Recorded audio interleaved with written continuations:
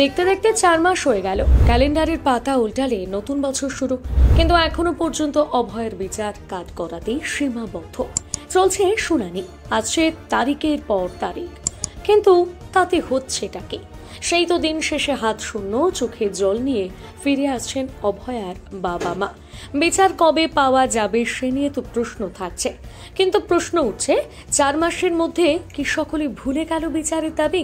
কারণ 4 ডিসেম্বর অর্থাৎ বুধবার শিয়ালদা কোর্ট চত্বরের চিত্র ঠিক তেমনটাই বলছে। এদিন শিয়ালদার কোর্ট চত্বরে অভয়ার ন্যায় বিচারের দাবিতে বিক্ষোভ এবং জমায়েত করেন আন্দোলনকারীরা। তবে কোথাও গিয়ে সেই আন্দোলনের ঝাঁজ একটু হলেও কমেছে। আগের মতন মানুষের মধ্যে সেই প্রতিবাদের তেজ কিংবা স্বতঃস্ফূর্তভাবে আন্দোলনে মিলিত হওয়ার উৎকণ্ঠা কোনোটাই দেখা যায়নি গতকালের বিক্ষোভে। এই মুহূর্তে আমরা দাঁড়িয়ে রয়েছি শিয়ালদা কোর্ট চত্বর এলাকায় এবং এখানে ইতিমধ্যে অভয়ার ন্যায় বিচারের দাবিতে বিক্ষোভ এবং জমায়েত করা হচ্ছে এবং আন্দোলনকারীরা রয়েছেন এখানে। তারা কিন্তু বারে বারে ন্যায় বিচারের দাবি করছেন, কারণ ইতিমধ্যে প্রায় 4 মাস হতে চলেছে এই ঘটনার, কিন্তু এখনো পর্যন্ত ন্যায় বিচার পাওয়া যায়নি। সেই ন্যায় বিচারের দাবিতে রাস্তায় নেমেছেন, বহুবার আমরা দেখেছি রাস্তায় মিছিল করেছেন, সমাবেশ করেছেন, অনশন করেছেন, কিন্তু সেই অনশন বা মিছিল বা সমাবেশে যে হারে লোকজন ছিলেন বা মানুষজনের স্বতঃস্ফূর্তভাবে আমরা আন্দোলনে দেখেছিলাম, সেখানে দাঁড়িয়ে আজকের দিনে দাঁড়িয়ে এই জমায়েতে শিয়ালদা কোর্ট চত্বরে মানুষজনের পরিমাণ বা সংখ্যা অনেকটা কম দেখা যাচ্ছে। অগাস্ট থেকে অক্টোবরের কথাই মনে করুন, সেই সময় জুনিয়র ডাক্তার থেকে শুরু করে সাধারণ মানুষেরা রাস্তায় নেমেছিলেন অভয়ের বিচারের দাবিতে। স্বাস্থ্য ভবন অভিযান থেকে শুরু করে জুনিয়র ডাক্তারদের অনশন, দ্রোহের কার্নিভাল, প্রত্যেকটাতেই সিংহের ন্যায় গর্জন শোনা গিয়েছিল কলকাতার রাজপথ থেকে। এমনকি এই সময় মুখ্যমন্ত্রীর বিরুদ্ধেও গলা তুলেছিলেন আন্দোলনকারীরা। কিন্তু গতকালের বিচারে তেমন কোনো কিছুই দেখা যায়নি।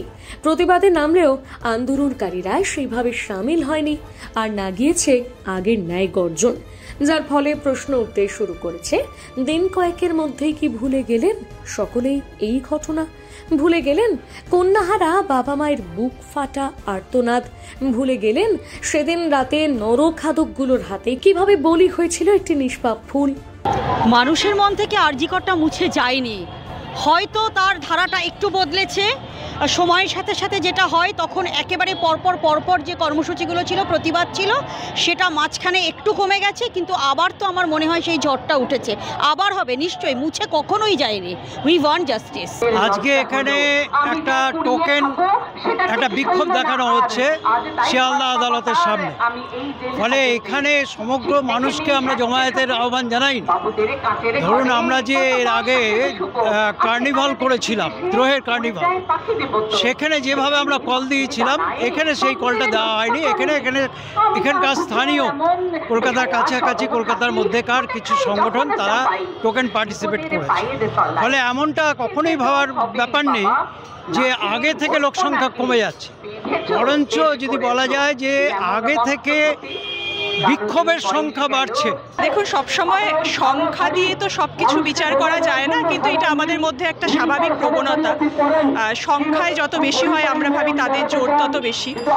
আপনি ঠিকই বলেছেন, প্রথমে যেভাবে শুরু হয়েছিল, এখন আমি বলবো না সীমিত, কারণ একটা আমরা শুনি না যে justice delayed is justice denied. এতদিন ধরে তো আমরা বিচার চাইছি, আমরা বিচারের দাবি করছি, কিন্তু আমরা তো শাসক দলের পক্ষ থেকে আমরা কি সেই ধরনের তাদের থেকে সিনসিয়ারিটি দেখছি যে তারা যাতে এই বিচারের যে প্রসেসটা, সেই প্রসেসটাকে যাতে উপযুক্তভাবে এবং দরকারিভাবে এবং একদম সম্পূর্ণ নিরপেক্ষভাবে তারা পেশ করেন। তো মানুষের মধ্যে একটা খুব স্বাভাবিক রকমভাবেই সেটা নিয়ে একটা তাদের মধ্যে ডিসঅ্যাপয়েন্টমেন্ট আসতে বাধ্য। কিন্তু না, এটা নয়, মানুষ কখনোই, কিন্তু আমার মনে হয় না, আমি লোকজনের সাথে কথা বলে এটা আমার কখনোই মনে হয়নি যে তারা কখনোই আন্দোলন থেকে সরে গেছে। হ্যাঁ, এইটা বলতে পারেন যে আমাদের আন্দোলনের এখন একটু আমরা লোকের সংখ্যার দিক দিয়ে কম, কিন্তু আমি আশা করি যে আমরা আবার রাস্তা সাথে আছি এবং আমরা আবার নিশ্চয়ই আমরা দাবি আমরা জানিয়ে যাব বিচারের দাবিতে।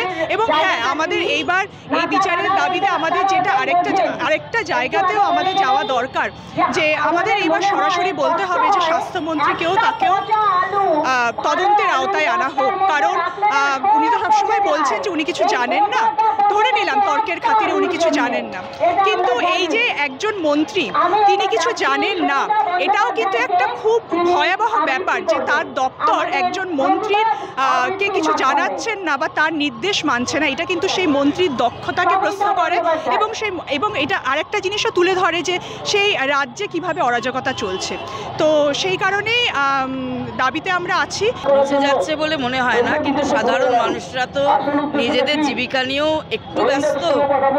দিনের পর দিন তো তারা মাঠে পড়ে থাকতে পারেন না, তাই হয়তো রাস্তায় কম দেখা যাচ্ছে, কিন্তু মন থেকে মুছে যাচ্ছে এটা আমি বিশ্বাস করি না। আর কোথাও গিয়ে একটা এই আন্দোলন আরও শক্তিশালী রূপ নিতে হবে। এই সরকার, এই পুলিশ মন্ত্রী, স্বাস্থ্যমন্ত্রী, মুখ্যমন্ত্রী এদের পদত্যাগ দাবি করা ছাড়া এখন আমার মনে হয় আর শুধু বিচার চাই এই কথা বললে চলবে না।